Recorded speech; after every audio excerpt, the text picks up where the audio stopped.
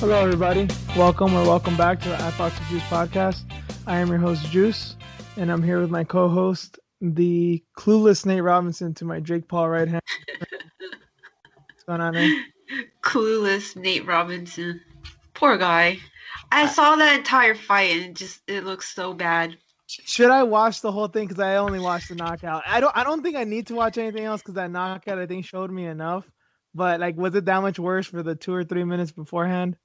Yeah, you're not missing much. It's just he was basically just chasing after him. He had no footwork, which thought it was strange because he's a basketball player. Nate was chasing after Jake? Yeah. Huh. I mean, I guess I shouldn't be surprised. He wanted to be aggressive, right? He wanted to like teach him a lesson or something. That's what it seemed like. I mean, right off the bat, even the first round, that first second, like just dodged at him, and I'm like, okay, this is all right. That's not going to end well, and yeah. But Jake wasn't like landing. He wasn't like countering him or like moving out of the way or. Yeah, it was. I mean, he has really good movement. I mean, I was surprised. Okay. Yeah.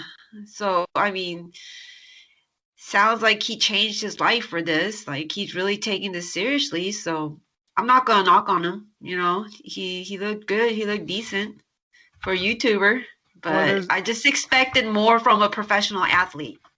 Well, there's no more riots in downtown for him to be filming and partaking in. So, yeah, I guess he must have really taken fighting seriously now. Did you know that he took like $33,000 in PPE money? Because of the CARES Act, that beautiful thing called the CARES Act. Yeah, I mean, Kanye did it, Kim did it. I mean, it was all... It's crazy to me, We got dudes, people. I mean... We're going to keep on fighting. And by the way, welcome back. Sorry for being out for 2 weeks. Thanksgiving happened and we just wanted to take a break. And as 2020 continues to do, shit's flying all around us. Cases keep spiking. Trump's doing what he does.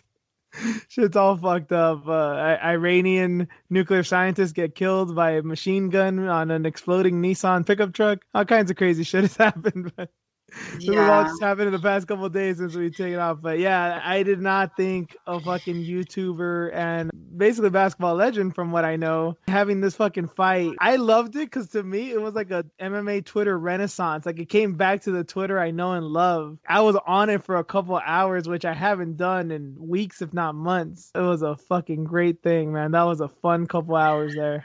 Because MMA Twitter was like shitting on boxing for a hot minute. Well, no, I mean the Nate Robinson memes. That's what made it. No, that's what I'm saying. Like, is that why? Because MMA Twitter was shitting on boxers? I don't know if it was shitting on boxing or just celebrity boxing, because that's what it was. Not to disrespect Mike Tyson and Roy Jones, but two of the best to probably ever do it. But at this point, this isn't a real boxing match, I mean, it's entertainment. And it was an exhibition anyway. It wasn't even a real boxing match as much as people want to tell you otherwise. But that was what was crazy. Like, that's what we expected Mike Tyson to probably do to Roy Jones. And Jake Paul ended up doing it to Nate Robinson. There's been, seen this like debate online as of late of, is it right? Is it okay? I've seen it even from like other YouTubers, people who don't even really follow fighting all that much. Like, is this okay to do? Why is it so funny to make fun of Nate? And even though I partook in it, is it right? And to me, I keep on going back to, look, I laughed at almost all the memes. They were all hysterical. But I think the reason I laughed is that old saying, you can't play fighting. Fighting's not a game. Nate Robinson, as you said, he's a great athlete, sure, but he's not a fighter. Jake Paul is not a fighter either, but he's trained boxing, and that counts for something.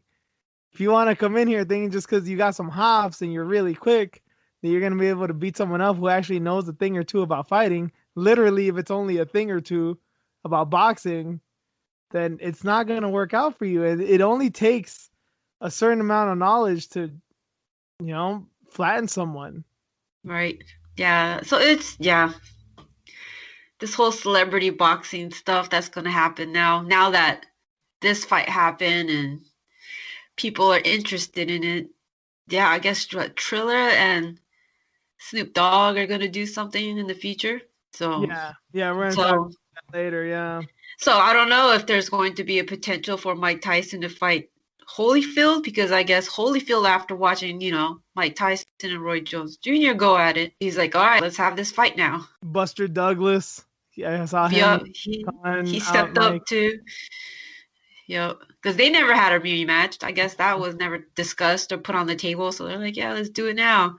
So all this is coming out. Yeah, interesting. I guess Jake Paul's the new Conor McGregor because he has more popularity, but he comes from the YouTube world. To be fair, he did knock out Nate Robinson very similarly to how Conor knocked out Aldo. And then the most painful thing, to me, the most hilarious meme was comparing Nate and Apollo Creed from Rocky IV. That one had me dying for several minutes. Oh, God. Yeah. That was just ice cold. But the one that hurt my soul was the two pictures side by side of Jake Paul knocking out Nate and Ali after he dropped who was it? Oh, yeah. An iconic picture with him with his fist in the like, no, cannot compare that. No, but someone put one that really hurt my soul, but again also made me laugh. It was a picture of Jake Paul and Lomachenko side by side, and it said, "Oh God, only one of these fighters is only one of these fighters was 2-0 in his first 2 professional fights." Damn, I did not. Yeah, that's messed up. Hey, to be fair to people that don't know, Lomachenko fought Orlando Salido in his second professional fight, who was a big-time veteran and who possibly lost that fight. That was a very controversial fight. He took that in the second professional fight, but yes, he did lose it. But facts are facts. Jeez. It'll be interesting to see what happens because after that, Conor McGregor rumors came about. I don't know where that's going, that they're in negotiations or whatever, but it's a payday. And right now, it seems like that's the way to go because who knows how long COVID's going to last. And fighters are being taken out left and right because they get tested right before weigh-ins or during quarantine time when they arrive. Or, shit happens. We've been seeing all these fights just fall through because of this. I'm not mad at it. I mean, it is what it is. COVID is bringing out all this, weird shit out of the woodwork now. And we know Dana's begging Khabib to come back, and isn't Khabib kind of entertaining it again? That there's a certain number that could possibly get me to come back. And well, the last thing I saw was he said I would still have to get my mom's blessing. He got a promotion. He bought it for $1 million. He changed it to Eagle Fighting Championships. That's going to be it's going to be on UFC Fight Pass. So there's a partnership there. So I guess this could be like a feeder league from, Russia, his area to, UFC, which is smart. I mean, he'll take care of his team and his people. But yeah, during all that, he also said I would have to get my mom's blessing. So that's still out there. So it doesn't matter how much it is. It doesn't matter who it is. He still has to go through his mom's. I hadn't seen any of this. Please don't tell me. Well, I kind of think I have an educated guess. Does this have something to do with Akhmat? No. No, it's not ACA? No. It was on Twitter. I forgot who it was. He was interviewing or something. He's talking about his promotion and stuff. I don't know if he'll come back. I have no idea. Yeah, I mean, especially, his mom's involvement. So who knows? It might not happen. That'd be interesting. Something that my lady and I discussed after the Justin Gaethje fight, I think like many people assume he'll just start coaching. That's kind of what his dad did, and he lives in a village where it seems like everybody trains and fights. That was the way to go. Do you think if he is going to stay retired, he already has his promotion, obviously he's going to bring fighters into America, into the UFC. Do you think he'll actually coach, stay in Dagestan and coach people there? Yes, because I think that's the shoes he has to fill, right? Because his dad's not there. Almost sees it as a responsibility, as his duty, right? Yeah. I mean, he was the captain of that team anyways. So now he just has to step up into his father's role because it's open now, and who else is going to take it? Who knows what he's learned, all the techniques he's learned from his father, better, and can teach that to the next generation and so on. I think the real question is not how much money is it going to take for Khabib to get back, or will his mother give him his blessing to come back. Is how much money is Cynthia Calvillo going to have to pay to actually train with him? That shit was funny, man. She was complaining about that, but that's against it's his religion. What do you expect, man? Like he can't train with females. His his team can't train with females. Like there's Jesus, girl. I'm sorry to laugh about this, and whether it's a pure misogyny or yeah, he's just trying to stay by the good book or whatever. There's two things that come to my mind about this regarding the whole Islam thing with women. Rena and I talked about this off there. I apologize to any proud Americans out there who are about to be offended by this, but for some reason I needed to watch something on Thanksgiving before our meal, so I decided to go on National Geographic and watch the uncovering of Osama bin Laden's tapes after he was killed by the Navy SEALs, and they found some interesting shit.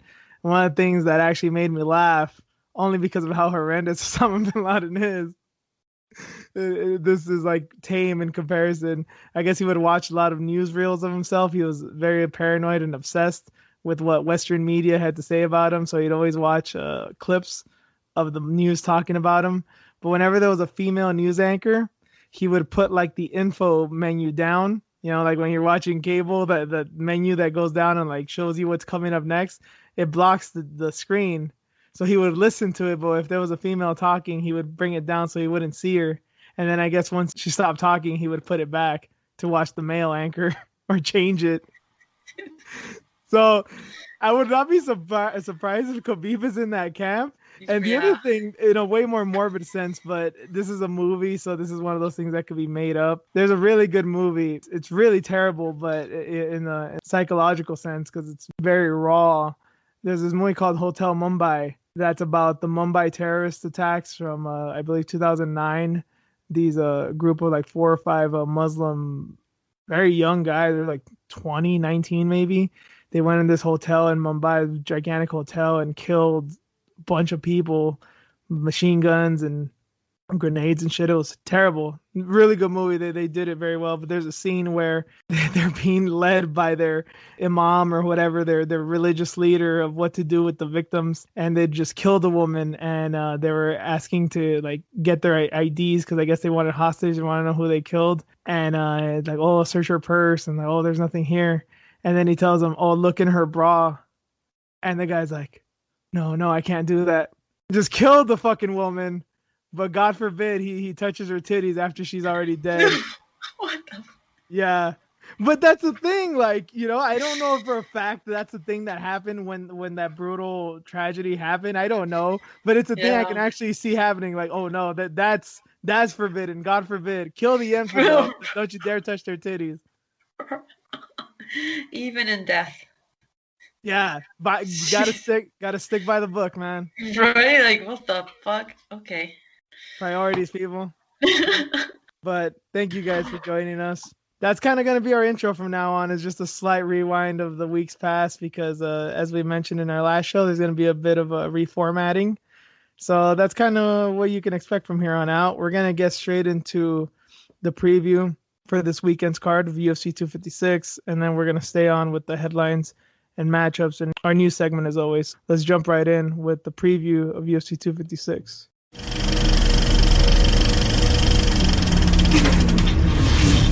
Man, hell of a card. About 10 fights, 9 or 10 fights, yeah, that we're covering here. And these first 5 fights are just all from the prelims. When the very first fight on the card is KGB, immediately followed by Cub Swanson, you know there's going to be a hell of a card. So stacked. It's so stacked. This is, see, COVID. Some of these fights shouldn't be on here, but because of COVID, we're getting these fights. Yeah, it's Isn't that crazy? interesting. Well, yeah, and the KGB fight's a great example of that. We're going to talk about it in literally just a second, but the KGB fight's a great example of that. She's fighting Jillian Robertson. Jillian Robertson's like on a 2-fight win streak against very good girls. Poliana Botello was her last one, and I think she submitted Courtney Casey before that.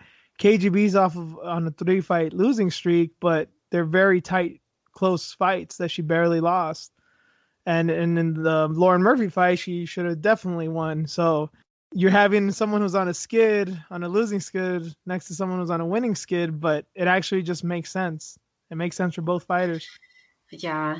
It's KGB, she's been letting me down in the past, and she's still the same person. Like, but Robertson, she's just like slowly improving, and she's still with what, ATT, right?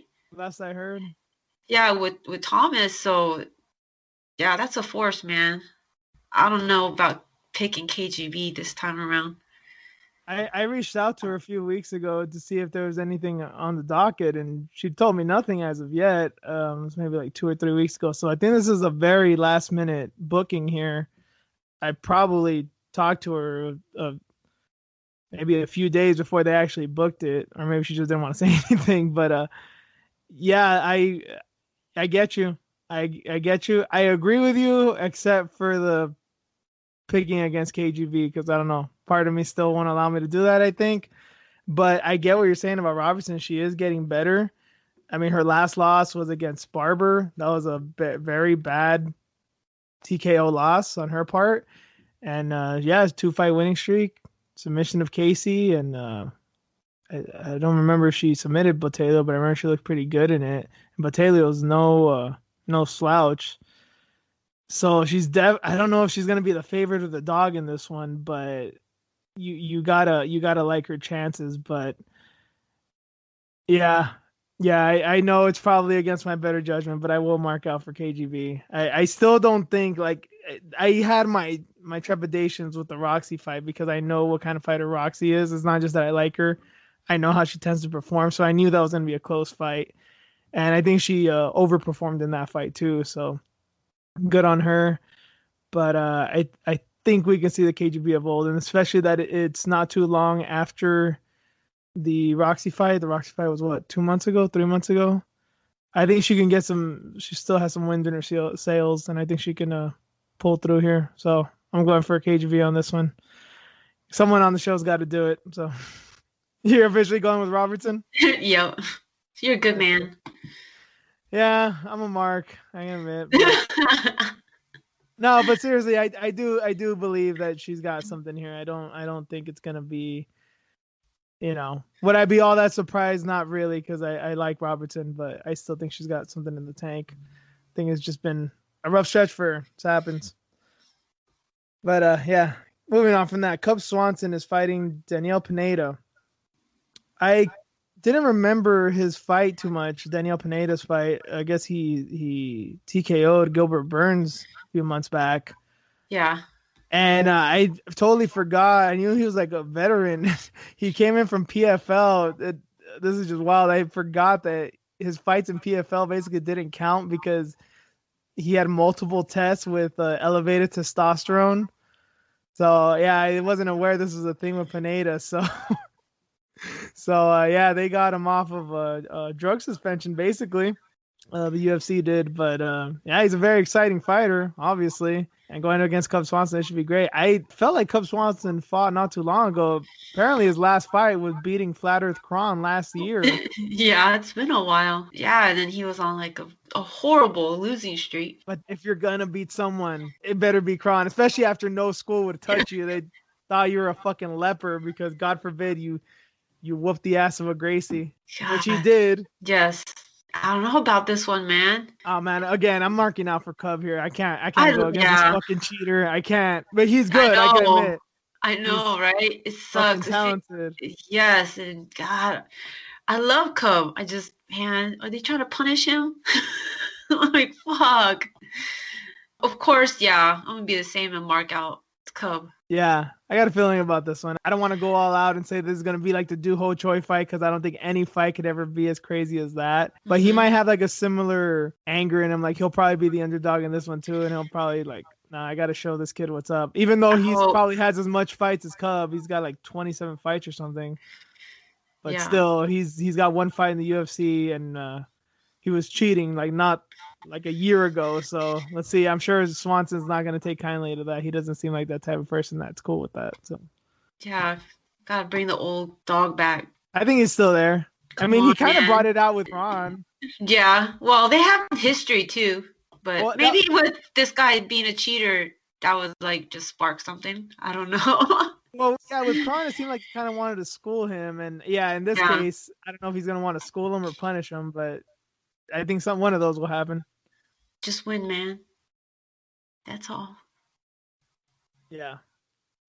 Next up, my boy, Yep. my basically my fighter of 2020, the fucking godsend that is Billy Quarantillo. He's gonna fight Gavin Tucker, who was a very promising prospect just a few years ago, and then now I don't know exactly where he's at. He still only has one loss, that terrible loss to Rick Glenn a few years back, but he still has potential. But Billy Quarantillo is a whole other animal. I'm interested to see what he can do against him, because Tucker's a tough motherfucker, but I don't Dude. think they make him tougher than Quarantillo. Fight of the night. Something. I don't even Performance of the know. night. I don't even, well, Crazy. performance maybe. Fight of the night is gonna be, man. We got Ferguson on this card, and we That's got the true. main event. It's such a stacked card. All of these fights are so fun. Oh, Billy, I might have to pick you. Billy. Oh, How Billy. could you not? How could you not love this kid, Reed? Yeah, he's fun. Oh God. He's well rounded. He's fun. He's fucking violent as all hell. Mm-hmm. Technical, just as he is wild. That Crazy, fucking man. bomb he dropped on Kyle Nelson. Remember that shit? That 7-second knockout in the third round after dropping him. Yeah, he just fought, and here he is again. Just we were talking about this off air. This is kind of like bringing out the madmen of MMA, the mad people. There's plenty of mad women too. They're just the crazies of MMA. That what you're doing right now, basically. Do you want to have a street fight? Because no one can really train properly. Sometimes you don't even know who you're gonna fight, and even if you do know, it's not a given that you're actually gonna fight them on that night. True. Yep. I think if anything, there's a lesson to be taken from this. I think Paul Felder showed it. Like, if you can do anything, just train your cardio, man. Just jump rope like a motherfucker, road work, swim, just keep your cardio up, man. Because fighting wise, you may face a Olympic wrestler, you may face a jiu-jitsu black belt, you may face a Muay Thai champion. You don't know what you're gonna face, so just keep your cardio up, and then hopefully everything else will fall in place. Yeah. I've seen all these repeat fighters, especially when they have like how many hundreds of people on the roster. Like, they're doing something right. There's still people that just don't want to fight, you know? I don't blame them. I mean, fuck. Even if you're quote unquote not scared of COVID, or yeah, like even if you're not scared of COVID, like still you're fighting someone, you're hugging someone and fucking exchanging blood and sweat and saliva and shit with people, man. That's not. Yeah, saliva. Ugh. Yeah. Got spit the other day. I had to throw that one in there, but yeah, you're a psycho. But anyway, I think people that have listened to the show probably already know that. Fuck.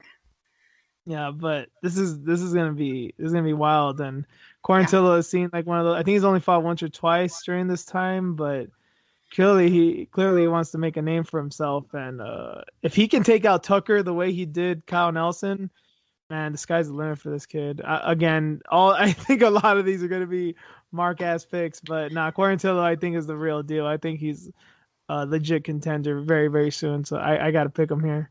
Yeah, I'll mark out too. Go with the same. Yeah, just as good as Tucker is, I just don't see a path to victory for him here. I think Quarantillo is just better everywhere, and he's younger too, so I think that there's something to say for that. Next up, Tecia Torres and Angela Hill, the rematch from 2015. Mm-hmm. Took place in Mexico City the first time around.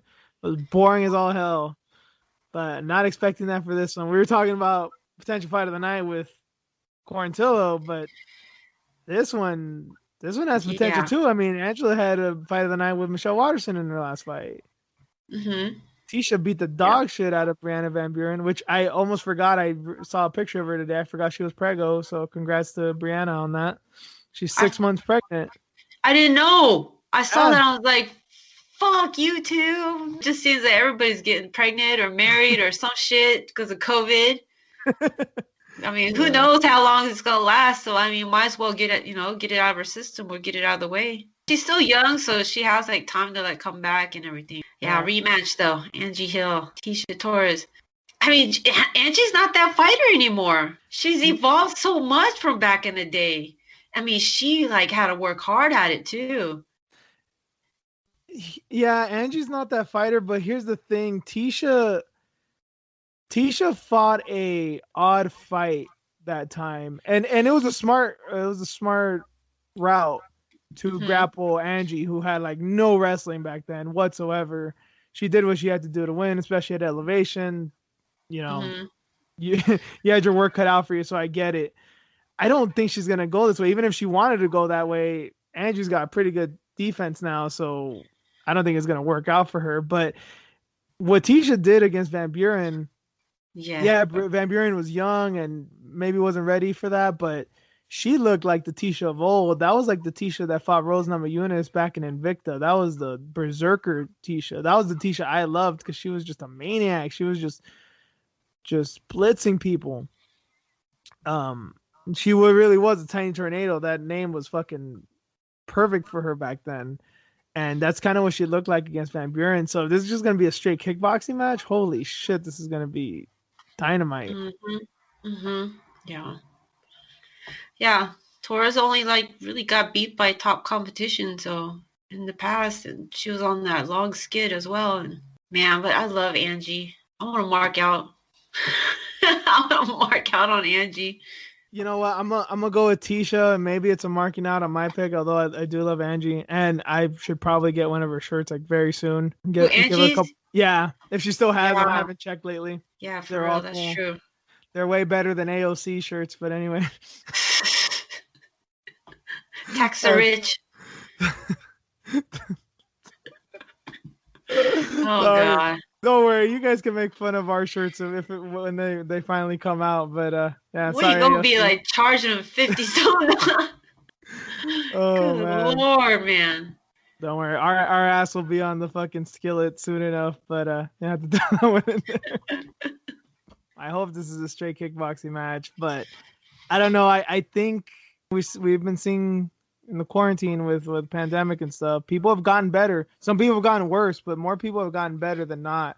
It seems like it's given, if it's not just a training thing that they decided to just work on certain things. Like Corey Sandhagen, remember when he knocked out Marlon Moraes? He said that he had never really done wheel kicks, but because of quarantine, like just being on lockdown, he was just like, I just started training stuff that I'd never really done, and he ended up getting really good with the wheel kick. You know, there's people like that, and then there's people who probably just weren't feeling fighting for a while, and now they realize like it could probably get taken away from them, and then it rejuvenated their love for the sport. So whatever it is with Tisha, I hope it's one of them, and I want to see the tiny tornado again. So I think she can do it. I love Angie, and it's gonna suck if she's gonna be what, like a 3-4 fight losing streak, but I want Tisha to come back too. Someone's got Yeah. to lose here, and it's gonna hurt either way. But I guess I just want Tisha to win here. So going for Tisha in this one. Another bananas ass fight. What Tisha and Angie is to striking is what Mackenzie Sheesh. Dern and Virna Jandiroba is to grappling. Holy fucking Christ. But Dern's been looking fucking amazing on the pads with Perillo. She looks so scary, man. Well, she's a big girl, and we know she can hit hard. I Huge. mean, she was dropping girls, I think, in the LFA and Invicta. I mean, she's always been strong. I mean, look at her. She's thick Now as all she's hell. now she's putting it all together. And she got she still got the mama milk in her fucking body, man. Yeah. Her fucking powers, man. Jesus Christ. I have no idea how this fight's gonna turn out, honestly. I think Dern is probably like the easy pick, probably just based on name value. Probably Hmm. what the odds will say, but Virna's no joke. What she did to Felice Herrig was ungodly. That should have been illegal, man. Like that was not a sanctioned fight. That was just embarrassing. Yeah, poor Felice. And Felice is nowhere near the level of Dern, don't get me wrong, but No, she's but still yeah, a UFC fighter, and what, she's got like what, 20 fights under her belt? Like she's been around the block and no one's ever done that to her. yeah. But dude, I think Dern still has the advantage if it goes to the ground. It's Um, gonna be fun. I should really save that tweet that Marc Mark QP. He's the Wombat Sports guy. Or I forget. Someone had tweeted me that Virna, I believe, beat Amanda Nunes in a jiu-jitsu match. So I know everyone talks about Mackenzie Dern and Gabby Garcia. I mean, she's no joke. Obviously, she's a legend too. But Virna's got her own accolades, and they're pretty goddamn impressive too. Yeah, using my head here a little bit, I think Dern, especially with if she does start to use her striking, maybe she doesn't want to fuck with Virna on the floor. Maybe she tries to make this a boxing match. In this case, I hope she doesn't go too crazy with her kicks and fall on her ass like she did with Marcos. Maybe just stick with the hands, Dern. That was horrible. I forgot about that. Hey, she still slipped across the fucking cage with big ass. That's happened to me too, but I'm not a UFC fighter, so. But probably not wanting to do that, because if Virna can probably get your leg or your back, that's shit. Even with Dern's background, that can be scary. Maybe. I mean, she fought Gabby Garcia, roided out. Oh, sorry. Nah, I don't think back then. That was when she was still chunky, man. But then again, but they don't test. Yeah. So many people in jiu-jitsu juice anyway, so. Yeah, exactly. And Dern, she's been playing on the ground since she was a kid. Her dad and shit, she was born knowing jiu-jitsu. She's seen it all, I bet. Yeah, I'll side with you here. But I am not counting out Virna in any kind of way. Like, even if doesn't end in a submission and they just are rolling around and she gets like dominant positions, even if it's not near chokes or anything, I wouldn't be all that surprised. I wouldn't be too surprised, I should say. But yeah, we'll go with Dern on that one. Those are just the prelims, so let's get into the main card. Kevin Holland is fighting Jacare Souza. There was a shakeup because of last week's card with Hermanson, and I forget all the shit that happened, but I know this is not a fight that was supposed to happen. Kevin Holland is now fighting Jacare. Jacare last fought Jan Blachowicz at 205. He's going back down, which I think is probably the right move. Yeah, because he looks small. Yeah, and then Jacare was supposed to fight Uriah Hall. Remember the first card when we got back from the pandemic, the UFC 240, was it 249? He tested positive and everyone freaked out because that was like so he was like the first casualty of COVID. Yep. In the UFC, so. Or at least one of the first. So he got COVID. He's older. I mean, we've been seeing now, I guess at least with UFC fighters, doesn't really fuck with you. Aldana's probably the biggest one. And then there's a case to be made that was probably more her foot than COVID. But it seems like they have a pretty good run of things. Kevin Holland, though, has been very active. We know he'll fight anybody, anywhere. Now we see, I forgot that he beat Joaquin Buckley. I mean, that dude looked incredible just, a week or two ago. Kevin Holland knocked his ass out. So Kevin Holland is not some scrub. We now know that he's a legit contender. And I don't know, man. Jacare, I feel, is over the hill, but I don't see Kevin Holland beating him. It's hard for me to envision it. I don't know. I don't know where his head is at, because he's been through so much, and then he had COVID, and finally getting the fight, and then that got switched out. So I just wonder how he's dealing with it psychologically. And then just this whole age thing too. God, I love Jacare though. Don't get me wrong, but Holland has just been on fire, especially during this COVID season. Jesus, man, he just fucking fighting left and right. So you're kind of chalking it up to like experience versus momentum? Yes, because he's just been fighting and fighting nonstop, this kid. You know what? Maybe I don't know if it's just what you said here or I just got a hunch now. Because maybe I hadn't considered some of the things you said, but I think I'm going to go with Holland here. I think he'll be maybe unorthodox enough and just crazy enough to just spam wild shit and probably like scare Jacare off. You know what I mean? Like, not that Jacare is a scared fighter, but if he's having doubts and he'd been talking about his mental state before UFC 249, ends up getting COVID. I don't know if his family was okay or not. I don't remember if they ever talked about that. I know that was his big thing. Like, I don't want my family to get sick. And we hope. Obviously, we never know because so far things have been good. But there's that hot hand fallacy. Just because things have been turning out well, doesn't mean that they will in the next round. So maybe Jacare is one of those that probably didn't recover as well. So yeah, I'd probably place money down on Holland just on a hunch, just like, all right, this might be worth some money here. So I'll probably go with Holland here. How about you? Yeah, same. It sucks, but same. So you don't really know how this fight will turn out either. You just don't. No, Yeah. no. It's who knows, right? Because he's coming back down, weight class and just everything he's gone through, changing of the opponent. What a wild ride. So who knows? Looking forward to it, but hope he doesn't get punished too much. It's one of those scenarios too where the matchup itself doesn't really favor Holland, but the circumstances do. He loves fighting anybody, anywhere, regardless, and he's not new to COVID. So yeah, he's coming into his house in a way. Good points there, Rain. You did switch my mind. Next up, Renato Moicano is back. He's gonna fight Rafael Fiziev. Rafael Fiziev is the Matrix dude, as I don't even know if people really know his name. He's that guy that does the Matrix fucking backwards fucking movement that beat Marc Goddard in a crazy ass fight over the summer. Renato Moicano got a win recently too. What's his name? Hadjovic. I think he's from Bosnia. That was earlier this year too. I don't know. Fiziev's an amazing striker, and Moicano's, we know he's got hands. Yeah. But I'm going to assume that Moicano's going to play it smart and take his ass to the ground. That would be best for him. Yeah, it's been rough, man. Especially, I got to think that Korean Zombie fight probably changed him a bit too. And the Aldo fight. I mean, we knew he was a great striker, but there's levels to this shit. As good as a striker he is, he wasn't on those dudes' levels. No. And Fiziev is a level even above Aldo in the striking department. Yeah, in the striking department. Have you heard that man's kicks? Yeah, scary dude. What a tough matchup. For both, honestly. Yeah. But if Fiziev can stop the takedown, it's a long fucking night for Moicano. But if he can't, this could be a short night for Fiziev. See, this is another one like fight of the night potential, performance of the night. Damn, it's fire. If they fight to their full potential, this can be a barn burner for sure. I'm a Moicano fan. He needs to get this win. He needs this win, I think.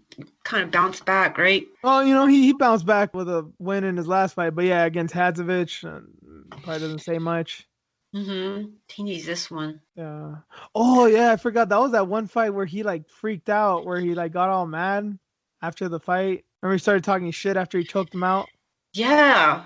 Remember we were asking, what happened? Because I don't think we ever found out what happened there. No, we didn't, right. I have to, look into that. We'll talk about it next time. Yeah, all around. So far we got maybe 3 contenders for fight of the night, and we still got the main and co-main to go. So let's get into the co-main. We're skipping over JDS and Cyril Gane because honestly, that fight means nothing regardless of who wins. Sorry, JDS. It's just I'm not interested. Painful. It's gonna be painful regardless. Sorry. We do it because we love you, JDS. But co-main event time. Tony Ferguson is fighting Charles Oliveira. Oh my god! Charles Oliveira. Well, it's interesting with both of these guys too, because Charles Oliveira was the last man to fight when the pandemic started, and Ferguson was the first man to fight when we were still in the pandemic. Oliveira fought Kevin Lee in March. That was to an empty stadium. Remember that was supposed to be a full house, and then they didn't allow people in, and then that was it. They were off for a month or two, and then Ferguson came back to fight Gagey, and Gagey did what he did, but that happened. But we're talking about who would fight who, and this weight class, and never did I thought that this would actually come together like this. I didn't even think about this matchup, but now that it's here, it's holy shit, this is gonna be fucking amazing. Here's the thing that I love the most about it. Well, I think probably the biggest question is how's Ferguson gonna come back, right? Because that was a brutal beating at the hands of Gagey, and it's been over 6 months, so that's good. But honestly, it's one of those fights that 6 months may not be enough. A year may not be enough after a beating like that. So we gotta, and he's not getting any younger, so we gotta see how his health, his head health is and his physical health. That was a brutal fight. And Oliveira beat Kevin Lee very impressively, and we know that he's just getting crazier and meaner and more aggressive. But I don't know if there's been a guy who's pushed him very hard as of late. Because that was the thing with Oliveira forever was this guy's kind of a front runner. If he gets hurt, he kind of like starts to fade. He's really good when he's on, but when he's off, he looks really bad. And Ferguson, however good or bad he may look, he's still Ferguson and he's still crazy as all fuck. And you're gonna know you were in a fight with him. So I'm interested to know how they're both gonna look, but especially Oliveira when the pressure starts getting put on him. See, when I think about these two, that meme comes up with the Spider-Man, like pointing at each other because they're both so crazy talented, unorthodox fighters, so talented. I don't know who to choose. And I the other thing don't is know. Go they to do the draw. they No, do don't kind of break look my alike heart. too. Yeah, they do. Did you Right? see? I think I saw something on Twitter or I don't know, it was Twitter or Instagram where they switched their faces and for some reason it doesn't look weird at all. Have you seen that? No, but I can picture it. Yeah, and it's like, nah, that looks like Yeah, yeah. both No. skinny and tall, and And then yeah, of course, like yeah, you're talking about they're the same person, but yeah, they fight very similarly. yo, it's crazy, man. I'm just getting so excited about it. And you know what? Okay, so we didn't talk last time about Figueiredo and the Shevchenko card and all that. It was not a great card, and we love Figueiredo, Yeah. but Alex Perez, as good of a fighter as he is, and I do like the kid. I just was not psyched for that fight, and it wasn't really the fight that was supposed to happen. Yep. Oh, what? Before we get into that, who are we picking? We didn't even say. I know. I'm like, let's just not talk about our picks. 'Cause- shit, I don't know. I mean, Ferguson because he's been there, right? Fought the best, and yeah, he didn't look great, but he just has that experience, all that pressure on him. But man, Oliveira, he's been on a terror. I don't think he gives a shit about pressure. He just wants to fight. Both so fucking excited. I don't know. I really don't know. I mean, the safe bet, I guess, is Ferguson. Yeah, I think I'm gonna go for Ferguson for only two reasons. One, I like him, so it is a bit of a marking out. I want him to win, but using the logical part of my head, I have that question with Oliveira of like, is he still that front runner? Because we know he's gotten more aggressive. We know he's harder to put away, but he hasn't faced anyone with the pressure of Ferguson yet. So can he fight that? Can he combat that? Can he negate that? Can he come back from that? Those are all questions that we have yet to really see. So yeah, we're gonna know what kind of heart Oliveira has now for real Yeah. this time. I mean, if he gets past him, like, amazing. His Yeah. time has come. Like, he has to get next or somebody else that's at the top and keep on going. But At that point, he'll be up there with Chandler and Gagey and Poirier and McGregor of yes. the next contenders. Yep. It has to be. So, okay. By default, I guess, kind of Ferguson. So Yeah. now, before we're premature with the main event, saying Perez wasn't the guy. The fight that was supposed to happen, the fight that we wanted to see was Davison Figueiredo and Brandon Moreno. And their fights just so happen in a way that they fought on the same night, same card. Both had quick finishes. Both had some crazy fights. And now they're here 2 weeks later, 3 weeks later. Yes. Bananas on both is. terms. And I love it. I like want to watch it even more, not just because of the matchup itself, just the fact that they were both crazy enough to say yes.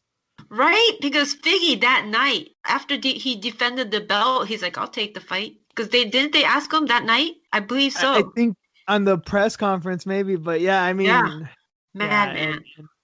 and Yeah. Moreno, it was in a fight. It was a 1-round fight. It was only 5 minutes, but he ended up almost I think he ended up getting hurt in that fight too. He was in a really tough situation with Royval, but then Royval's shoulder popped out and Nasty.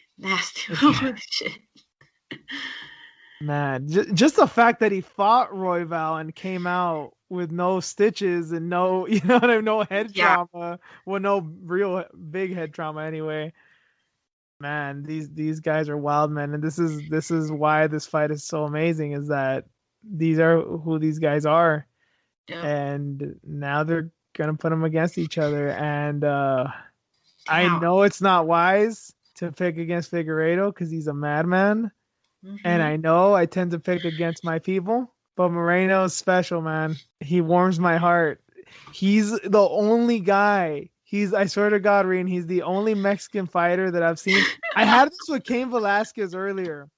when Cain Velasquez, like when he beat Brock Lesnar, it Hmm. was one of those things. It was fucking Viva Mexico in my house, and oh my God, si se puede, that type of shit. It was cool to see a Mexican heavyweight win the belt, especially off of a gigantic white man like Brock Lesnar, a scary ass dude. But there's something about Moreno. It reminds me of watching Marco Antonio Barrera and Eric Morales and Juan Manuel Marquez from boxing. Again, I still can't say that fucking name. um, there's this like feel in the room of like being with my uncles and watching Mexican boxers go at it. That's how I feel like with Moreno. It's like shut up, Moreno's fighting, Like we all gotta sit down and watch this. I don't know what he can do against Figueiredo, but I'm dying to find out. Same. Yeah. I didn't think we would see this fight this soon. Just, because Cody Garbrandt was in the mix, and it sucked that, Moreno is going to get passed over. And there was a definite storyline there because Benavidez is his mentor. So I wanted to see this fight. And here it is, like right before Christmas. Thanks, COVID, I guess. That's fucked up to say. But yeah, it's here. I have to go with Moreno too. I have to. Sorry, Figgy. You got your bonus money. You've been doing great. You've been a great champ so far. I guess he's like in the contention to be what, the fighter of the year too? Oh fuck yeah. Fuck yeah, he Yeah. would be. And then I think if Moreno wins, he'll probably be fighter of the Ooh. year too. Yeah. Would that be amazing because of his story? I mean, he got booted out of the UFC and then he came back with a vengeance and just And not wrapping it even up. booted for his record just because you're too small. Get the fuck out of here. Like you're at the big Yeah. boys table. Get the fuck out. Crazy 2020, man. Like flyweight is on fire. Fire, man. Thanks, Figgy, but I think you gotta go, man. It's Moreno's time. Man. Sorry. I guess his Maybe brother got signed too. Was it with the UFC or yes. who was really? Yes, with Okay. UFC, yeah. Damn, dude. Fucking amazing. Good for him. I mean, flyweight is flourishing and his brother's getting signed and shit, but sorry. Moreno's gonna avenge his mentor's losses. Gotta get this one Oh, back for the that's right. team. Yes, yes. You kept bringing this up months ago when we first thought this was gonna happen, right? With Yeah, Benavidez. yep, Yeah. yep. So you gotta get it back. Yeah, man. It's just fuck. Figueredo hits like a fucking truck. I don't think there's many Yeah. humans. Like I would not be surprised. Okay, this is not to say that Moreno is on Demetrius Johnson's level, but if we had a bet right now, like Figueiredo's gonna hit these two men as hard as he can, who's gonna get up? If he hits DJ and he hits Moreno, I would bet money that Moreno would get up before DJ does. Yeah, I think so. I think he's just I think that so. crazy. He has that crazy of a chin. That does He's not mean Mexican. that, you know, It's Mexican, man. that does not mean that he's on DJ's level, but yeah, that heart and that fucking chin, man, is ungodly. And yeah, I this is my biggest marking out pick of the night. Yeah. This also falls on my birthday, so there will not be a greater birthday present than Moreno beating Figueiredo. So It'd be amazing. I just use your wrestling. Just break them down. Avoid that fucking power. well, I avoid think that you'll be fucking fine. guillotine too, man. Damn. The transition in his last fight. Holy shit, that was fucking amazing. Like crawling on his fucking legs and just looping and transitioning, getting him on the, to the ground and the guillotine. Like, fuck. Amazing. So, but yeah, I'm gonna mark out. Why you gotta remind me of that shit? Of what? His last performance, I forgot about that. Of Because Figueiredo? yes, that transition he had to the It's guillotine. amazing. I Yeah, mean, it dude's a was. great fighter. He's fucking amazing, but I don't know. Again, there's just something. I get like a twinkle in my eye talking about Brandon Moreno, man. He brings out the Mexican in me, which is very hard to do nowadays. Really I'm is. so proud. Yeah, it's like whatever feeling I get when I see Dodger fans fucking acting like dumbasses on the street. That feeling is like the total opposite of what I get watching Brandon Moreno fight. It's Right. like, yeah, I get it. it's like just deport all these motherfuckers too. No, you're bringing honor to the motherland. Yeah, yeah. I'm all Mexican all of a sudden and shit. That's so funny. Yeah, but my personal gripes and heritage bullshit aside, yeah, that's the pick. Thank you for siding with me, Reen. I well, we both tend to mark out, but Yeah, we but in mark. this one, at least you don't have the thing of, oh, it's my people, You don't have that excuse. I do. So there is that element to it, but no, I just love this dude. Fucking do, man. Me too. I love him. And Fuck you, Cody.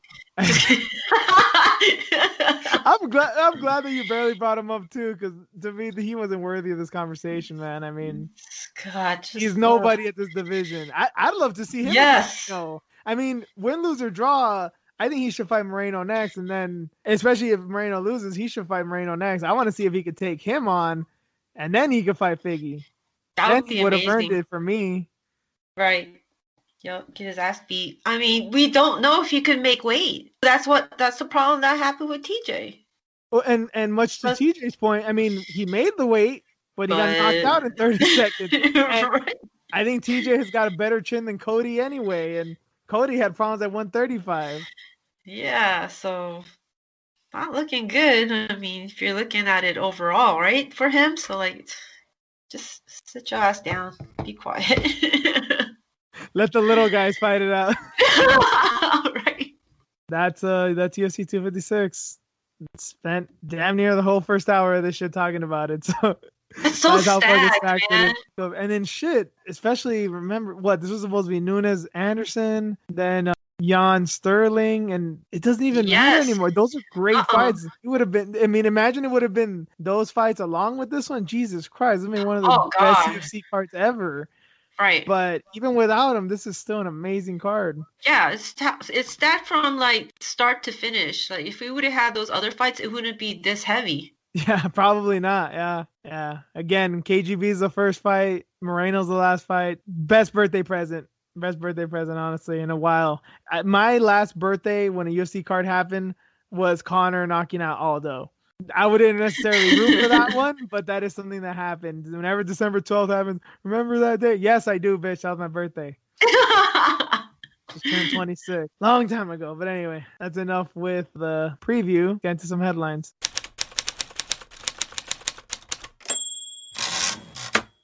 Possibly the biggest news story the past couple of days, Claressa Shields has left boxing. She is now trying out MMA and she's signing with PFL. This is gigantic news. It's even crazier because our last show was our 2-year anniversary show, right? It was real off the cuff, and a big thing that we talked about was women's boxing in conjunction with women's MMA. And then this happens. I mean, I don't think we talked it into existence. This was just a coincidence. Yeah, it's interesting, right? Because we had our gripes about the female boxing world and how it's not fair for them. And Claressa just repeated all of that because, I mean, we're seeing it. She's fucking living it. And then you add a COVID on top of it. It's unfair it's a fucked up situation for so many people in the country and the world as it is. But yeah, we think because we watch the UFC all the time that, fighters are doing great, but that's not necessarily the case. Not all promotions are built the same. Not all sports are built the same. Yeah, she's been sidelined for so long this year. She hasn't been able to fight, but I guess this has been in the works for her then, right? Because she has been training some, so she was preparing for this, looking at this, because wasn't it earlier this year about her and Amanda going at it? I mean, they had talks about that. And I don't know how serious she was about that, but apparently a reason of why she signed is, the biggest reason was that inactivity, but there's just nowhere for her to go.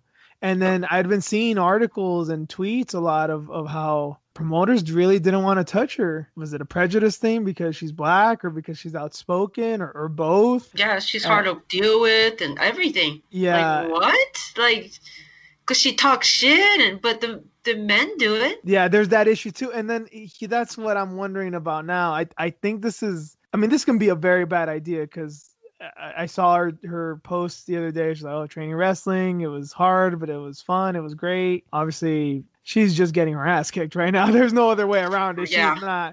She is not doing well by any measure. This is a humbling time Yeah. for her, I'm sure. But she's a great athlete. She's a great boxer, and she's an Olympian. She's a champion. She's definitely got the mindset. And her personality is one of the things that's intriguing me because I really do see her as like a female Mayweather. Now, she's not as detestable as Mayweather, not even close. But the confidence in herself and the ability she has, she's very slick. For women's boxing, her defense is like on point. Like a lot of women fight like she does. She's very crafty and she's got some power too. Like she doesn't knock girls out, but you see the look on her face and they get hit like, oh damn, this girl can hit hard. She has a very boxing centric style though, and that's what gives me pause. Like, okay, this is a good talk to have once we see a fight or two. If she's as good in MMA as she is in boxing, stupendous. But her style, from what I've seen so far, doesn't really lend itself to that. So if she can do it, all the more props to her because she's fighting an uphill battle right here. Oh, for sure. I don't remember when that video came out, but her kicking the pads didn't look great. You know, she was doing kickboxing or Muay Thai or something. It looked great. Her kicks, yeah. But you know, that was months ago. So who knows where she's at now? Yeah, she's working on her wrestling, her grappling, and things. Yeah, she's getting her ass whooped. I'm pretty sure of it. But I guess she was sparring with an Olympic wrestler, and I guess that person gave her compliments that she's like learning really fast. So hey, hopefully we'll see some good competition when she goes to the PFL. She's not going to be in whatever that original format is. Yeah, she's just basically doing like one-offs or something. Fights. They're not going to feed her to like Kayla right away. Hell no. They're going to treat her right just like they did with Kayla. You know, she didn't have all this. I mean, of course, grappling, that's her bread and butter, so it's easier for her, but I'm excited for Shields. And she has an opportunity to make more money. Might as well go for it. Fuck it. Because boxing, I don't understand how they're treating her like that. I just don't get it because the men are doing it. Hell, men got like fucking rap sheets and shit. So yeah. What the fuck? Like, I don't understand. Dude, aside from that, like, that's like that's a huge aside too. Like, yeah, this woman's not a criminal. No. Like, what do you mean she's hard to work with? And then you got YouTubers, coming over to the boxing world and making all this money. So it's like, fuck, man, what else? Don't knock her for doing this now. Like, she's doing what she has to do. She's not getting held in contempt of court for not paying her fucking civil lawsuit fees. Piece of shit, fucking Broner. I'll never let that go. Fuck that guy. But anyway, yeah, you're right. If you don't like her personality, okay, fine. I mean, she's not for everyone for sure. But yeah, to treat her like if she's this fucking villain, like she's done something wrong. Like, dude, she's from Flint. She's from Flint, fucking Michigan. If you want to talk shit, go live in Flint, man. See what kind of person you'll become. See if you even survive. For real. She's from Flint, fucking Michigan, man. I'm sorry she doesn't really take shit from people and knows where she came from and what she's become. And as a thing, I guess a big reason of why she joined the PFL is her weight. She doesn't think there's any way she can make 145 now. That was kind of a thing with Kayla, and now we saw with her Invicta fight a few weeks ago, she can make it and look damn fucking good doing it. And then the thing too is you got to wonder, if she's really committing to MMA, as we see that she is, how's her body going to change? I mean, boxers don't look like MMA fighters for the most part. Yeah. So, I mean, is she going to get bigger? Is she going to lose weight? Is she going to get bulkier? I don't know. And then how is that going to turn out later on to other fights she may have and then possibly, going down in weight? Or shit, maybe she stays at 155, but it's going to be harder for her because maybe she put on a bunch of muscle or something. Yeah. She did talk about that. She's already put on a lot of muscle. I mean, you kind of have to. I mean, MMA, it's so much skill in it, but especially with wrestling and grappling, you got to have some strength. You can't just be doing road work and hitting the speed bag. Yeah, it's going to be disciplined to get down to that weight because I guess she walks around at like, I don't know, 190, 180 something. She balloons right after because she looks good at weigh-ins and then she balloons. Yeah. Kayla, on the other hand, I guess she eats whatever she wants at 155. because she walks Yeah, around at like 160 something, yeah, something that's crazy. something I didn't know until the Invicta fight. That yeah, like I basically was at 155 just because I didn't really want to cut weight, which is good on her. If you don't That's want to cut smart. weight, good for you. Yeah. But at least you know now that you can do it, and well, you know Mhm. where the money is. It's not at 155. Exactly. She eats clean. She can get there. Yep. But And then you gotta imagine in her shoes too. I mean, how much has she fucking dieted in her life? You know, all her oh, not judo. much. What Oh has she? hell Oh, no. Her days, she's like 168, 170. oh shit. So she's She's just. fucking huge. Oh She's damn. thick. Oh Yes. okay. So she's just like she just wants to be old school. She just like wants to just compete at what she's at. Yeah. She's Ah smart damn. for it. She's like, why Fucking suffer? She doesn't want to suffer. samurai. Yeah. Well, that's good because I mean, even Mhm. though judo is not like you don't get knocked out. I mean, you could still get fucking head damage. You still get tossed on your fucking back and head, and if you're Mhm. not depleting yourself, then yeah, that's going to be better for your overall health. And then for MMA too, you don't have to worry. Like so many wrestlers are just cut weight, and then by the time they're 25, 30, their bodies are just shot. Mhm. Yep. So, yeah, interesting, right? I feel like what they're going to do with like Kayla is maybe try to, well, because of her manager, her manager too, try to get her over to the UFC and then maybe like use Shields as, you know, their face like they did with Kayla. I don't know if they'll ever match up Kayla and Shields. I don't think Kayla will be around that long. Really? I mean, if they keep paying her, I mean, You don't think Kayla will be around that long in the PFL oh, in or the in PFL, MMA? in the Oh, okay. PFL, I thought you meant yeah. MMA. I thought you thought like that Ronda thing, like, oh, I'm just gonna do this Oh for four no, years. no, not. I'm not saying MMA, but just in the PFL because it just seems like okay, now she dipped her toes in Invicta. That's one step closer to the UFC and a potential fight with Amanda. And then also there's more fights at 145. I And mean, then I her think brand too. Like she was talking about her brand and what's best for her. It would be best for her to go to 145. yeah, that is true. And like you said, yeah, a big source of that will be Ali because yeah, he Yeah. can definitely pull the strings. But she's also in a position where if she does want to go to 145 and it's on PFL to sign people, like she's kind of has leverage there too. It's like this is what I want to do. You better get some girls. Like, how many Hmm. girls are gonna fucking drop down and then yeah, like if some girls from the UFC or Bellator are like, hey, you want to fight Kayla? There'll be some big money in that. Then and then in the tournament itself, $1 million if that's what they're gonna keep doing. So Kayla has a lot of pull here, and then Shields, if she's successful, will have a lot of pull for sure. And then the Hmm. great thing with Shields is that she's so young. She's only 25. Yep. So if this doesn't work out for her and she wants to go back to boxing, I mean, I don't see why she couldn't or why she wouldn't.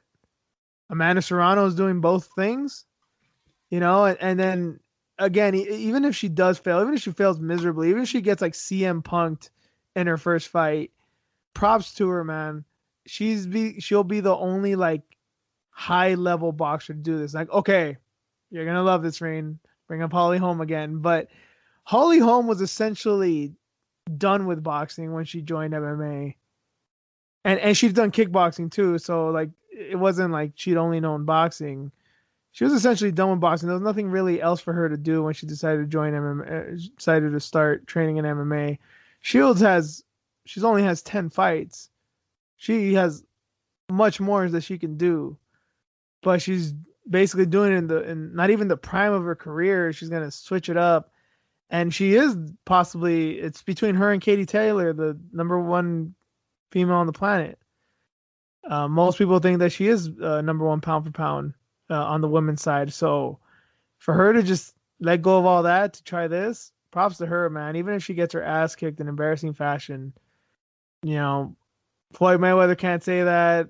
Canelo Yeah. can't say that. Any of these boxers, and it's Yep. for, financial reasons. She has more of a reason to join MMA than those type of boxers do. But at the end of the day, she can look at herself like, hey, I know what it's like to be in a real fight. Yeah. I mean, they talk a big game, right? But she's Hmm. gonna be the one that does it. And like you said, before she even like hitting her prime. Yeah. She's number 2, pound per pound, like best boxer, right? Female boxer, right Well, behind Katie Taylor. yeah, that's what I said. Like her and Yeah, Katie, it's just a debate. Like who's the yeah, best. 1 It's and one of them 2, two or for sure. right. She's stepping out of her like her world to be here. Okay, cool. Those other boxers can't say that. And if they did do that, it was way, way past. Yeah, They were Tony. Yeah, trying to pick up some money. yeah, James Tony and I think what's his name, Tommy Morrison. I think he took MMA for a minute or two. Like, yeah, yeah, it was Just to nothing do of it. no. Yeah, Yeah, exactly. Just as a goof. Yeah. So yeah, big we'll balls, see. man. Yep, for sure. We'll see. This is gonna be an interesting. 2021 got very very interesting just with this signing alone. Not even including anything else with the UFC, Bellator, one any like PFL's got they got their hands full now for sure. Can't wait. I guess on the boxing front, if we really want to angle it that way, a news story came out this week that Snoop Dogg and Triller, I think that's what it's called, yeah, Triller, they announced a new Fight Club boxing series after the Tyson-Jones card. So Snoop Dogg was a commentator for that fight. I guess he got a lot of traction with his little "my uncle's at the barbecue" comment. Yeah. And yeah, I mean this Triller. So Triller is this promotion, right? That did this card, the Yeah. Tyson-Jones card. Yeah. Yeah. So It's gonna be like Dave Chappelle show, but minus all the raunchy ass like comedy skits and shit. Well, I shouldn't say raunchy. They're like brilliant fucking comedy skits. But with all the acts and stuff that he had, the hip hop artists underground, and people that I yeah. guess they're gonna do this too, just like the fight card that they just had. They're gonna continue with all these like celebrity boxings, and they're gonna have like other artists that come on. So that's what it reminds me of, like fucking Dave Chappelle show, but it's for boxing. Because Snoop Dogg's commentary is like almost like comedy hour and shit. Yeah. So I just hope he really like if they're gonna go uncensored and stuff. I really hope a really despicable character goes on. I mean, obviously Colby Covington's in the UFC, so this will never happen. But the best thing that Snoop Dogg has ever done regarding any kind of fight commentary was watching the Tyron Woodley and Darren Till fight, and he was convinced that Darren Till was Colby Covington, and he kept oh remember that God, like yes. fuck Donald Trump. Yes, that shit was funny. It's like I understand. I mean, Colby got his ass whooped by Usman. People reveled in that, and obviously he beat the shit out of Woodley. But like, had Woodley done exactly what he did to Till to Colby, of course we would have all loved it, and it would have been fine. And yeah, it would have been funny Snoop saying that shit. But the fact that it was Till and clearly has the Green syndrome of all white people look alike, like any white man would do. Fuck you. It's just saying a bunch of words that I can't say on the air. Oh That my shit's god. funny. That was hysterical. That That was shit's fucking funny, funny. man. So Yeah. I hope some guy like that, like if Jake Paul fights again and it says something racist in the meantime, and then this black dude like beats the shit out of him and he just goes full Darren Till mode again. Oh my god. That I'd pay for. That I'd pay for, but I don't know. They'll probably knock him off the air because too many curse words and shit. I don't know. That shit's funny though. But yeah, it'll But be interesting. are they really allowing him to smoke weed in the booth? I don't know. I saw something they're like, oh, we just want people to do what they do. Like if you're gonna like smoke weed Yeah. or drink, like, damn, really? Okay. Well, they let Tyson fight right before, like he smoked right before the fight with Roy Jones Jr. Wait, You Roy know? Jones smoked too? No, but I mean, Mike Tyson smoked Oh, all, up until the fight. because you said with. I thought you meant like, oh, they were like sharing a fucking joint or something. Oh no, I'm just saying, like with them, like Yeah. they seem to allow that because I was thinking, like, whoa, so wait a minute, there's like no testing or anything. Well, so I guess right because it's an exhibition and they had all those rules anyway, so I guess he was allowed to smoke up until the fight started.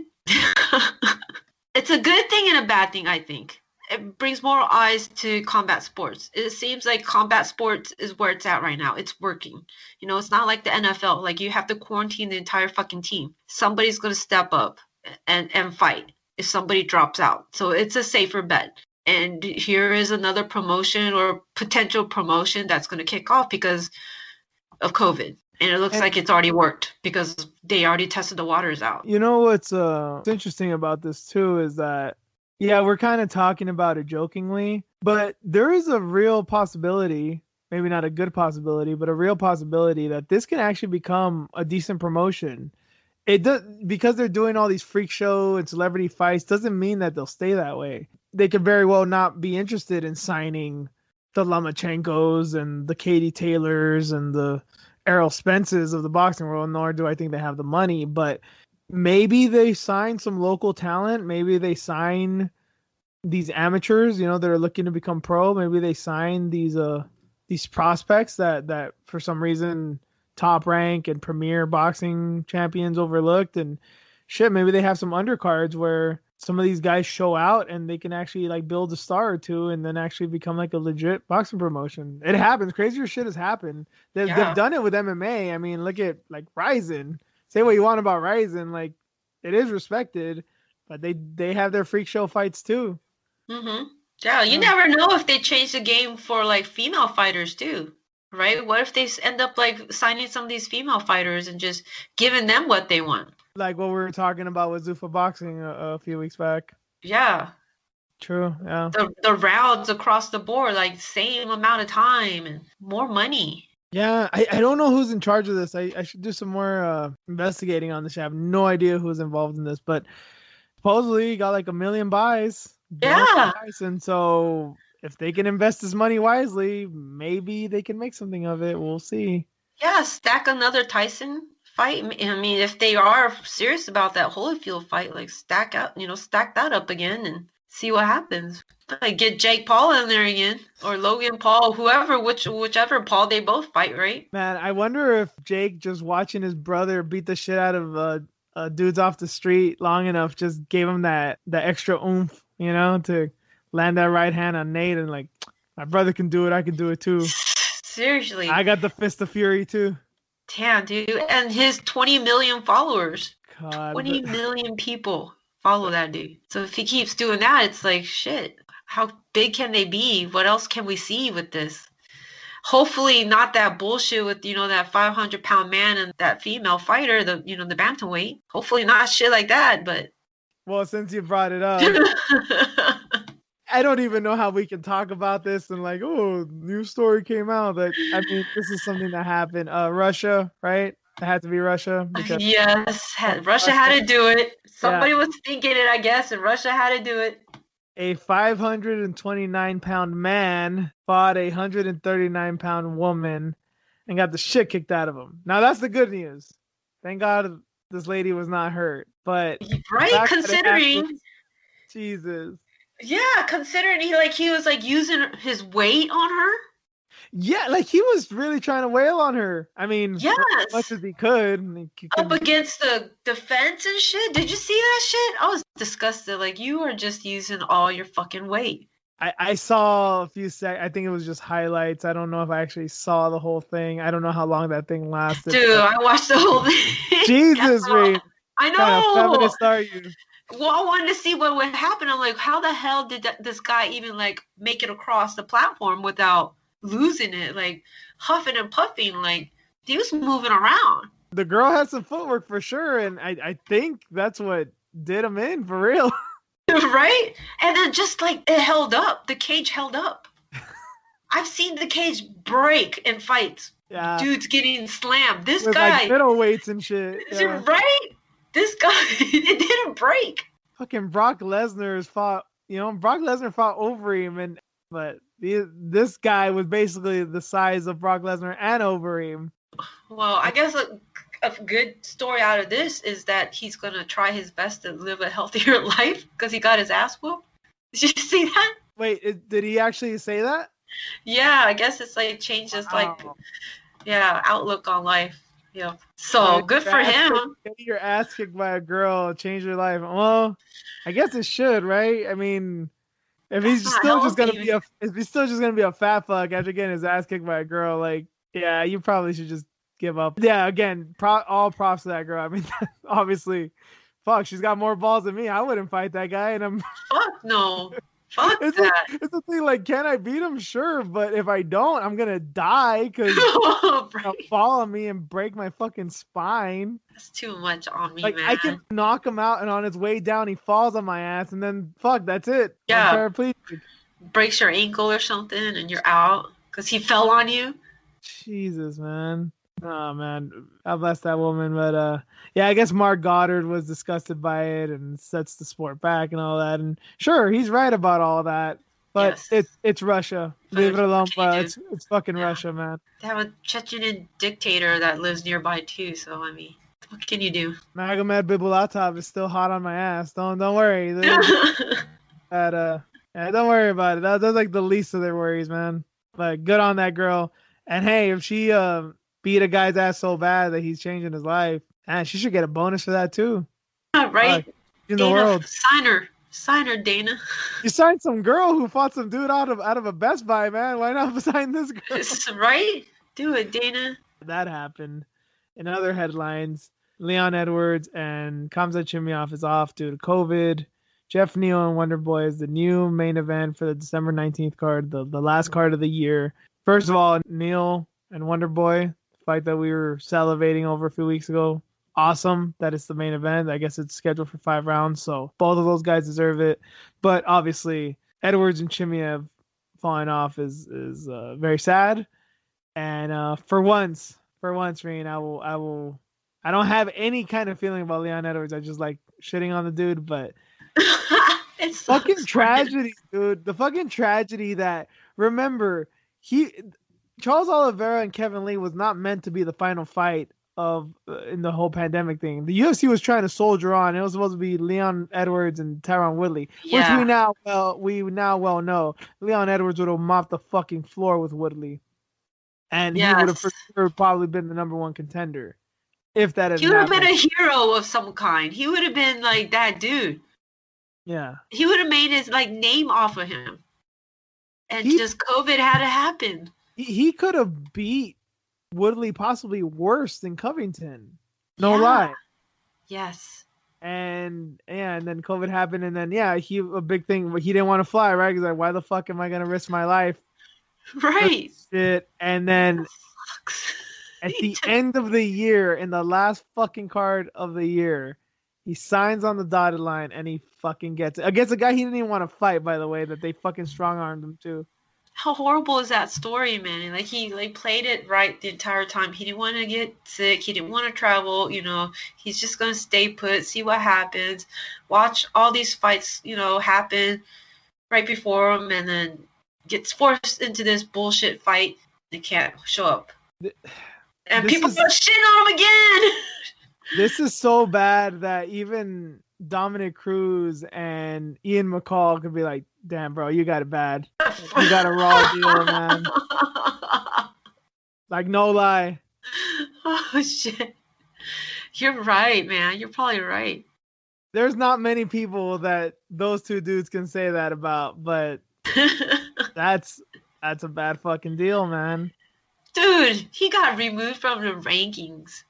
They strong-armed this man to fight this dude. And, nope. I wonder if he's going to get let go. And it's not even his fault. Fuck you, COVID. Like, this time I can't say thank you. And let's not overlook the fact, too, that we're talking about earlier about, these fighters seem to get it, you know, they get it and they're sick for a day or two and then they get better. No, this is not the case with Leon. He's got it fucking bad. You see, he's lost like 12 pounds. Oh my God, man. He lost 12 pounds in 4 days. Damn, which, dude. Not to be an asshole, but Leon, I may need some of that COVID, man, because that's where I'm trying to get at by my birthday. Like 12, 13 pounds. That's like my target weight, man. I'll take some of that off of you. Totally fucking kidding, by the way. I'm not a madman. Jesus Christ. I've already potentially been exposed 2 times this month, so nah, man. I'm good. Not been skull fucked yet with the swab, but Nah, I don't need that. I don't need that in my life, man. God bless you, Leon. I mean, all the best wishes to you. What can we say? Just Sucks, man. so many people, all people have had a shitty 2020, but Leon Edwards is up there. He can claim to have some possibly, well, not the worst 2020, but he can definitely complain about it for a good while, for sure. In other, I guess health related news, it's not COVID related, but we got drugs on the docket here. Two stories. Niko Price is suspended for 6 months and got fined $8,500 by the Nevada State Athletic Commission for testing positive for weed. And the fight with Donald Cerrone, which was a draw, has now been overturned to a no contest, which I don't know what that does for anybody. But obviously they're trying to fuck this guy out of his money for weed. But I'm at least I kind of understand the whole friendliness after the fight now with them two. Because he smokes weed. Kick me, bro. Come on, I want to feel it, man. That's some bullshit, man. Like man, Nevada doesn't need that money. Especially now, the fighters need that money. They probably do, though. Yeah, that's true. There's been no fucking help for state and local governments. But still bullshit. 6 months. Yeah, it's not right. It's not right. No. Yeah. I mean, it's probably best for him because, yeah, that was a rough fight. He takes so much damage in every fight anyways, but it's just bullshit. Fucking marijuana. When are we going to just let it go? I mean, Oregon, you can do all kinds of fucking drugs.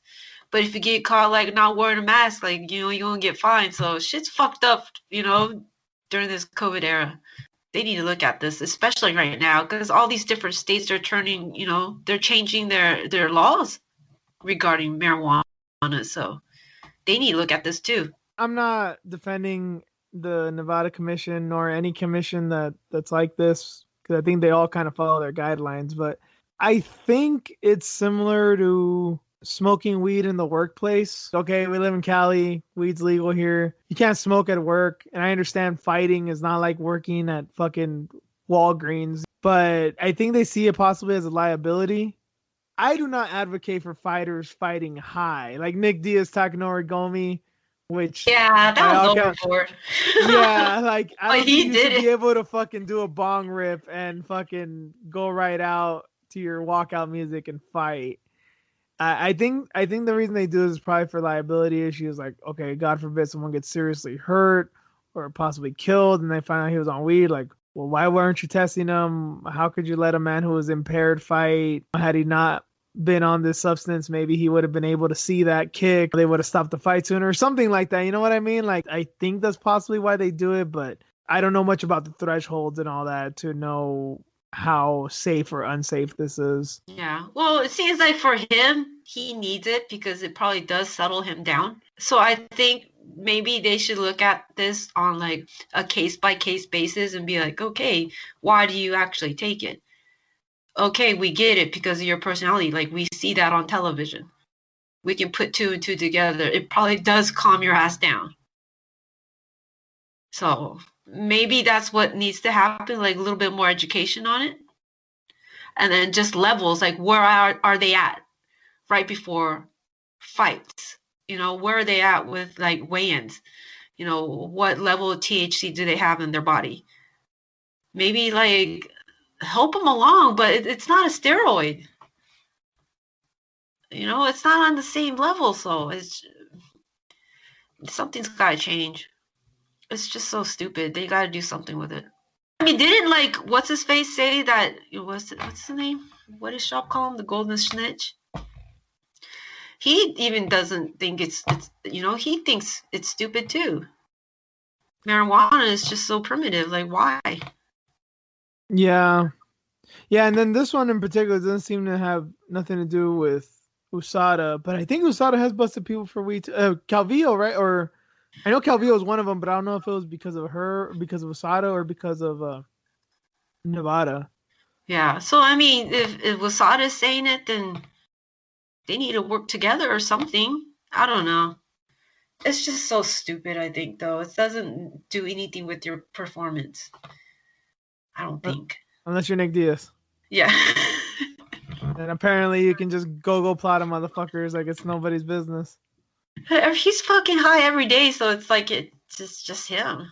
That's who he is. So there's levels to this, right? Yeah, it's just unfortunate. Like you're taking money away from his fucking 4 or 5 kids. 4 kids? I forget. I think it's 5. Yeah, he got a lot of kids, man. And no wonder he smokes. He got 5 kids. I don't blame him. Now that I think about it, though, you're talking about weed and how much people smoke. I remember those videos of Wiz Khalifa training Muay Thai. Remember that a few years back, like hitting the Thai pads. And you remember he looked fucking real good. I was like, damn, like this dude can kick. Like he's got. And with the way that dude smokes weed, I wonder if, man, shit, Flow maybe state. weed is a performance enhancing drug, man. For him, probably like flow state. Like he feels it. He looked good. I was like, damn, like I'm always ready to criticize people with that shit, you know? Like, but no, like, damn, he looked damn good. Like clearly he takes this very seriously, but he's high all the goddamn time. Yeah. Probably calms him down and like makes him focus. Unfortunate though. I guess it's non-drug related news, but in a way it is. Yair Rodriguez got a 6-month ban for a whereabout failure. He can return to fight in March. I guess his last failure was in September, that he wasn't updating his app or telling USADA where he is, so they suspended him for 6 months. There was the fuck? I guess a rumor about this or some word, because Dana, I guess, knew about this, but he hadn't said anything. Somebody asked about Yair, and he's like, haven't we talked about this? Oh, you'll find out soon enough. And I guess this is what it was. I just find it funny that people are surprised that they can't find a Mexican. Now you know how his child feels. I'm kidding, Yair. I don't know if you have a kid. I'm sure you take care of them. Possibly, I don't know. That shit is funny, man. This is not a good look for him, right? Because I mean, he's the one that was hard to deal with. Wasn't he like, right? He was so hard to deal with. I thought he was like out of the UFC for a hot minute there. They're like, fuck him, and then he came crawling back to them. They're like, yeah, give me another fight. Like the past 2-3 years for Yair is some of the craziest shit I've heard from a fighter. Yes. I remember he got his ass kicked by Edgar, and then he didn't fight for a good long while. And then I think that's around the time that he got cut. Then he finally ends up fighting Chan Sung Jung, Korean Zombie, after a long ass hiatus. And that was like a last minute fight. Lands that fucking elbow of the century, becomes everyone's hero. Yeah. Then he does what? He doesn't fight for a long time, fights Jeremy Stevens and pokes him in the fucking eye. And then Mexicans become who they truly are, and then they just help shit at Stevens and make us all look bad. And then what? Like a month later, have one of the like fights of the year possibly with them too. Mm-hmm. Yep. And that's the last we've seen of him, right? Yeah. So up and down, man. Sharapov like has been booked like 5 times. I think him and Khabib and Tony have like the same record now. I don't get this guy, man. I don't know if it's just he's just that much of a diva. He's just a pain in the ass to deal with. There's definitely some unfortunate circumstances in some of this stuff, injuries and shit like that. This one is on him. Yeah. I don't know what his excuse was for not updating this, but to be honest, I'm not even mad at him in this one because I'm not down with this. I've never been down with the total invasion of privacy that the USADA contract comes with. So I'm not mad at him. I remember Cerrone, this happened with Cowboy too a few years ago. Nick Diaz ended up getting suspended for a year because of this, even though he hasn't been fighting. So he's not the first one. I can't be mad at him for this, but another in the long list of bullshit with Yair. Mm-hmm. Well, how long is he gonna last? I wonder. Here's the thing too, like just a question. Because he didn't do this, I'm just speaking for myself, maybe you have a different opinion. Do you have any doubt that like he's on steroids now? Like, are you like, oh, he didn't do this because he's cheating? I don't know. I mean, all he has to do is like update an app. He has his phone with him, right? All the time. Like it seems like everybody has a phone. Well, I mean, so there's gonna also be a thing weird. Of, like, what if he got a new phone or a new number? I mean, I don't know how these things work. Obviously, we're on the outside looking in. Maybe there's a good reason behind this, but Yeah. What I'm saying is, me personally, I don't think he's doing anything, and I'm not even like the biggest Yair fan. I'm not saying this to defend him. Like, I just because he Yeah. did this, I'm not automatically like, oh, he's a cheater. He's not doing this because he's clearly cheating. Like, I think he Mhm. was either forgetful, stupid, or maybe got a new phone or the app fucked up. I don't know. Fucking childish. That too. Yeah, I mean, because it's stupid. It's part of your job. So Yeah. who knows what he's doing? Like, it's not a good look. It hasn't been That's for working sure. out for you. The Yeah, optics are not good. Yeah, that's for sure. yeah, it's not working out for you. Not at all. After all the bullshit. Yeah. So, dummy. So stupid. Yeah. Yeah. I don't know what else to say about that one. Yeah, I mean, at least March, it's what, 4 months away, 3 months away. Yeah, He'll be back it's not soon. too bad. And No. then we'll see what happens with the beat.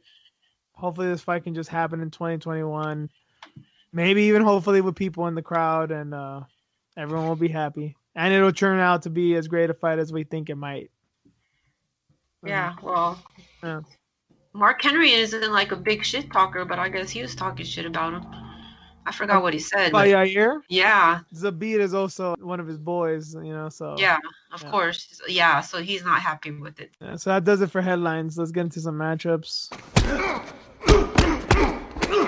So for next week's card, Anthony Showtime Pettis is going to fight Alex Morono. I don't remember the last time Alex Morono's fought. He's one of those guys that's been in the UFC for a long time, but I can never keep up with him. I don't remember what he fully looks like. I don't remember who he's beaten and who he's fought. And Showtime, been up and down. I'm trying to think of Showtime's last fight. I know it wasn't Nate Diaz, but it feels like it was. Oh, I thought it Cowboy. was Cerrone, yeah. Cowboy, which he He won, won. right? Showtime, he can still do impressive things from time to time. And then who knows? Maybe this Alex Morono kid, maybe this is his moment. We'll see. But getting into the new year, great fucking fight. A fight that I hadn't thought of that it just makes all the sense in the world. Alexis Davis is scheduled to fight Sabina Mazo on a upcoming UFC card on February 27th. Sabina Mazo's been looking good, and I think this is like the right step. This is like the fight to make. This will show where she's at. Wow. Yeah, good fight. She's on a 3-fight win streak, but Davis is what, on a 3-fight losing streak, and it's been gonna a be while. over. Yeah, it's gonna be over a year since I don't think she's almost fought. 2 years. Yeah, she hasn't fought during COVID at all. Mm-hmm. At all. Yep, almost 2-year absence. It's getting really close, so not a good one for Davis. I'm trying to remember who did Mazo beat last. I know she got a crazy choke, but I'm trying to remember who it was. She fought. What's her name? It was Kish. Kish. Yes. Yeah. Thank you. Yeah, Justin Kish. Yeah, that was a crazy fight. Kish is really tough. So for her to take her out, that was really, really impressive. She and was then, losing, remember? Yeah, and then that kick and the choke. And, yeah. Yep. She had a good fight last time. Yep. Came back. So. Like, if she can do something like that to Davis, holy shit. Because Davis, she doesn't go out like that, man. I mean, shit, she beat Nunes back in the day, I believe. And then, the Ronda fight happened, but shit happens. Yeah. Yeah, but that'll be super, super, super impressive. And one last fight. Joseph Benavidez is scheduled to fight Askar Askarov at UFC 59 March 6th. So Benavidez is still in it. Let's see what happens. I mean, we all kind of think his title fights are done, but Askarov's a really good dude, and yeah. And then now it's shit, especially if Moreno wins, that'll be really interesting, right? As you keep talking about avenging his master and all that, and then he's gonna come around and fight his pupil. That'd be some shit. Interesting. Let's see if he still got it, right? Yeah, Askarov's no joke. I mean, shit, even Moreno went to a draw with him. Even he couldn't, quote unquote, get the job done. Eagerly awaiting that one. Flyweight just seems to be getting better and better. Can't wait for this one. But that does it for MMA. Let's get into our news story of the week. Headline is San Francisco bans smoking inside apartments. Pot smoking, okay. The city of San Francisco has decided to ban smoking, looks like from all apartment buildings Yep. due to concerns of secondhand smoke, but weed is still okay to smoke inside. We're talking about weed just not too long ago with Niko Price and all this. With some things I've said on the show, it makes it seem like I'm anti-weed, and especially the fact that I've never smoked. It may come off like that. I have absolutely no problem with weed, and I actually hate tobacco. I hate cigarettes. I haven't smoked a cigarette. I've taken a puff or two, and I don't get the hype. So at least I can say I've tried it, but I hate the smell of cigarettes. I don't get why people do it. But man, it just every time laws come out with smoking, I want to smoke. It makes me want to smoke because I get so rebellious, man. Like this is fucking bullshit. Like I hate that people smoke, but give them the fucking freedom to do so, man. Yeah, that's crazy that they're coming up with these rules, right? If you can smoke or not in your own like living space, because that's your living space. I get it. Like, okay, it's not like they're telling people to not smoke in their homes, like a mortgage that they're paying on. I mean, that'd be straight authoritarian, that's so wrong. This is an apartment building. You don't own an apartment building, you rent it out, and obviously you live in close space with other people. I get the secondhand smoke worry of it, but just tell your living space though. And but here's the thing too, if you smoke weed, there's a secondhand smoke issue there too, and it can also get you high, including children, man, including fucking kids. And when you read the article, there's some nuance here. Again, it's apartment buildings, it's not a building you own, so there is that. Make of that what you will, but also you can only really smoke marijuana in your living space. So if they ban smoking weed inside apartment buildings, you're essentially banning smoking weed anywhere, because you can't smoke weed in the park or in your car or in the the sidewalk. So so essentially they'd be criminalizing it again in a way. So I probably get not it. Making as much money either. There's that money aspect too. So and I get it. I get it that is fair. That is fair that, okay, if people can smoke outside and they can smoke tobacco outside, they can't smoke marijuana outside. So people can just go outside and live with it. But dude, I just do not think this is appropriate. I do not think this is fair. I will say though, there's nothing that pisses me off more than, I don't know why anybody would smoke in their house, especially when there's children present. I think if you have kids in the house and you know that people are just smoking like chimneys in there, I think you have every right to call fucking child services, man, because I think that's child abuse. I've seen grown ass adults just blowing smoke in in kids' faces because they just smoke inside all the time, in the cars and shit. That's not cool with me at all. That is not right at all. But if people are living by themselves or it's just a couple and they smoke, I understand the smoke is going to be hard to fucking clean and all, but hey, when you own an apartment building, people fucking, there's property damage and there's things you got to clean and things you got to sanitize and and then I think too, like I don't have any problem with the apartment buildings if they will say, hey, we don't allow smoking in here at all. If we find out you're smoking, we'll kick you out or fine you or whatever, or raise your rent or whatever. I'm all fine with that, because then there can be other apartment buildings that probably do allow smoking. At least people have the choice, but they just went with the whole city. Yep. Fucking San Francisco. That's how they do it. Every ruling I see with them, man, like I consider myself a pretty left dude. Like I'm pretty liberal, but anytime I see a law come out of San Francisco, like, oh my God, like they just make me want to become a fucking Trump supporter, man. Fucking hell yeah. I remember like my sister's way more left than me, and she's, pretty big on health. She doesn't really like drink soda and stuff, so she takes care of herself, especially more than me. But I remember when I went to San Francisco the first time, I went to like the local Safeway. I think I bought like a beer or something. I was getting some stuff for like the night for like me and my girl. And I ended up getting like it wasn't even soda. It was like a iced tea. It had like 10 grams of sugar. It was like nothing. It wasn't like it wasn't like an Arizona or nothing. And I saw on the label that it had on the shelf, I was like, it wasn't like ridiculously expensive. It was like $3 or whatever. But it said like, oh, there's an added 29-cent sugar tax or something. It said on the fucking shelf that I had this. I guess this is a San Francisco city local tax for sugar, even though this was like 10 grams of fucking sugar in this little iced tea thing. I mean, I guess I give them props for being transparent about it, that they're charging you more because this has sugar. But I'm like, dude, this isn't gonna stop me from fucking buying it, and then this isn't gonna stop you from getting diabetes and shit. Like, what the fuck is the point of this? Yeah, they do all kinds of shit. Banning plastics, fucking paper straws, all kinds of shit that you can think of. Speaking of plastic, I don't think there's any industry or people in the world right now that are laughing harder with all this COVID shit than the plastic industry. Disposable, straws and disposable bags and fucking, that's just like they just made a roaring comeback, man.